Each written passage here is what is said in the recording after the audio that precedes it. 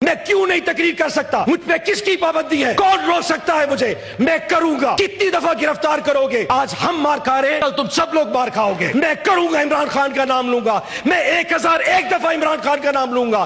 کب تک میری زبان بند کریں گے؟ نہیں کہوں گا وہ بانی پی ٹی آئی ہے، اس کا نام عمران خان ہے اور وہ پاکستان کی جان ہے۔ کاٹ کے دکھاؤ۔ کامران مرتضیٰ صاحب کو یاد کرا دوں کہ سارا مرد مومن، سارا مرد حق اس سائٹ کے اوپر بیٹھا ہوا ہے جی، اس لیے ہماری طرف اشارے مت کریں جی۔ تو اگر کیلا شکوہ کر رہے ہیں تو اپنی سبوں میں ڈھونڈیں جی۔ سر آج ایک بہت ہی افسوسناک دن ہے جی، جس طریقے سے آج سینٹ کو بلڈوز کیا گیا، تمام لیجسلیشن کی گئی، قانون سازی کی گئی ہے۔ اس طرح کی قانون سازی تو 3 سال میں پچھلے دور میں نہیں ہوئی جو آج ایک وزاداری اور سخاوت کی چیئرمین شپ میں ہو گئی ہے۔ یہ ظلم شاید پہلی دفعہ دیکھا ہے سر۔